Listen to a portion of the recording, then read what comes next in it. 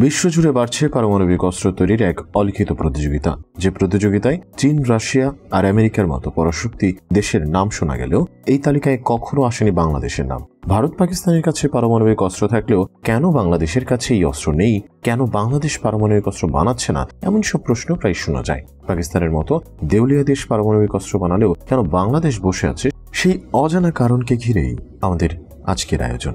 আজ থেকে কয়েক হাজার বছর আগের কথা।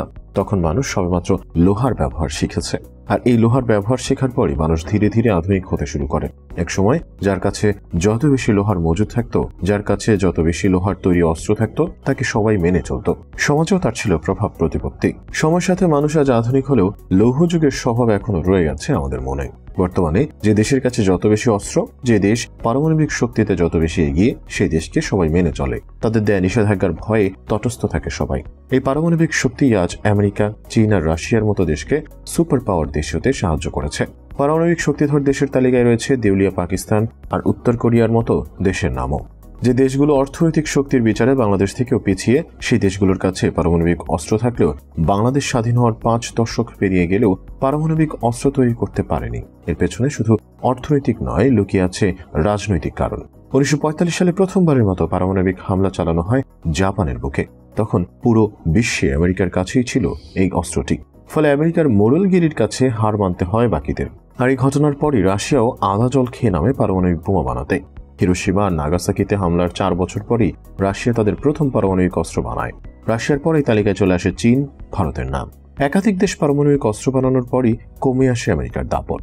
ভারত তাদের প্রথম পারমাণবিক অস্ত্র বানানোর পরই সামরিক শক্তির বিচারে কোণঠাসা হয়ে পড়ে পাকিস্তান। ভারতের বানানো পোখরান নামের সেই পারমাণবিক বোমা দুই দেশের মাঝে চলমান দ্বন্দ্ব আরো জটিল করে তোলে। পারমাণবিক অস্ত্রের কারণে একচেটিয়াভাবে ভারত যেন পাকিস্তানের উপর প্রভাব বিস্তার না করতে পারে, আরো একটি হিরোশিমা নাগাসাকি মতো বিধ্বংসী ঘটনা না ঘটে, এই কারণে সামরিক শক্তিতে সামঞ্জস্য আনতে আমেরিকা, চীন ও কানাডা মিলে পাকিস্তানকে সাহায্য করে পারমাণবিক বোমা বানাতে।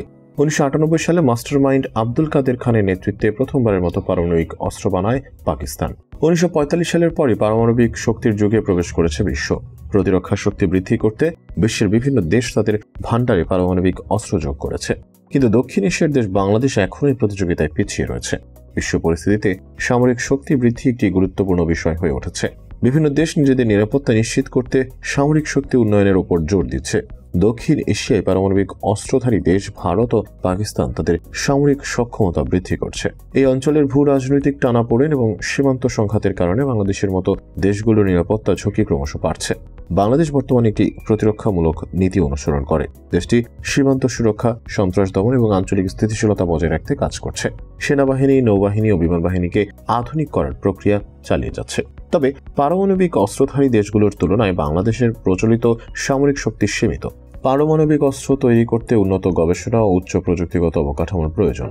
এর জন্য উচ্চমাত্রার সমৃদ্ধ ইউরেনিয়াম এবং প্রোটন উৎপাদনের সক্ষমতা থাকা জরুরি। এই ধরনের কার্যক্রম পরিচালনার জন্য পরমাণু চুল্লি এবং পুনঃপ্রক্রিয়াজাতকরণ প্রযুক্তি অত্যন্ত গুরুত্বপূর্ণ। বাংলাদেশ বর্তমানে রূপপুর পারমাণবিক বিদ্যুৎ প্রকল্পের মাধ্যমে শান্তিপূর্ণ উদ্দেশ্যে পরমাণু শক্তি ব্যবহার করছে, যা অস্ত্র তৈরির জন্য ডিজাইন করা হয়নি। পারমাণবিক অস্ত্র তৈরিতে আন্তর্জাতিক বাধ্যবাধকতাগুলো অত্যন্ত গুরুত্বপূর্ণ। বাংলাদেশ 1974 সালে 17 সেপ্টেম্বর জাতিসংঘের সদস্যপদ লাভ করে এবং 1979 সালের 31 আগস্ট পারমাণবিক অস্ত্র বিস্তার রোধ চুক্তিতে স্বাক্ষর করে। এই চুক্তি অনুযায়ী বাংলাদেশ পরমাণু শক্তি কেবল শান্তিপূর্ণ উদ্দেশ্যে ব্যবহারের প্রতিশ্রুতি দিয়েছে। চুক্তি ভঙ্গ করলে আন্তর্জাতিক নিষেধাজ্ঞা এবং কূটনৈতিকভাবে বিচ্ছিন্ন হওয়ার ঝুঁকি রয়েছে। ভারত, পাকিস্তান এবং ইসরায়েল এখন এই চুক্তিতে স্বাক্ষর করেনি। বিশ্বের 191টি দেশ ইতোমধ্যে এই চুক্তিতে স্বাক্ষর করেছে। রয়েছে অর্থনৈতিক চ্যালেঞ্জও। পরমাণু অস্ত্র তৈরিতে প্রয়োজন বিপুল অর্থের। বাংলাদেশের মতো উন্নয়নশীল দেশগুলোতে বিনিয়োগ অত্যন্ত চ্যালেঞ্জপূর্ণ। এছাড়া বাংলাদেশ সর্বদা শান্তিপূর্ণ দেশের নীতি অনুসরণ করে। পরমাণু বিস্ফোরক তৈরি করা প্রযুক্তিগত দিক থেকে সক্ষম হলেও বাংলাদেশের নীতি, আন্তর্জাতিক বাধ্যবাধকতা এবং নৈতিক অবস্থানের কারণে এটি বাস্তবায়ন করা অত্যন্ত অনিশ্চিত। তবে বৈশ্বিক হুমকি মোকাবেলায় বাংলাদেশকে এটির বিকল্প পন্থা অনুসন্ধান করতে হবে। পারমাণবিক অস্ত্র নিয়ে ব্যতিক্রম চিন্তাভাবনা রয়েছে বিশেষজ্ঞদের মাঝে। কেউ কেউ এই অস্ত্রকে অযৌক্তিক জিনিস বলেও দাবি করেন।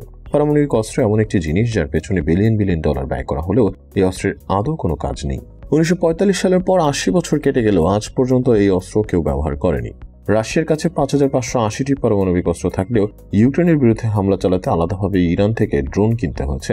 এছাড়া দুর্ভিক্ষে জর্জরিত উত্তর কোরিয়াও নিজ দেশকে অর্থনৈতিকভাবে পঙ্গু করে নিউক্লিয়ার বোমা বানানোর জন্য কাজ করে যাচ্ছে। আর যদি বাংলাদেশ পারমাণবিক অস্ত্র বানায় তাহলে হুমকির মুখে পড়বে প্রতিবেশী দেশ মিয়ানমার। আর এই সামরিক শক্তির ব্যালেন্স করতে চীন এগিয়ে আসবে মিয়ানমারের হাতে পারমাণবিক অস্ত্র তুলে দিতে, যেভাবে ভারত পারমাণবিক অস্ত্র বানানোর পর এগিয়ে এসেছিল 3 দেশ। বাংলাদেশে পরমাণু বিজ্ঞানী থাকলেও বাংলাদেশ সরকার কখনোই পাকিস্তান কিংবা উত্তর কোরিয়ার পথে হাঁটবে না।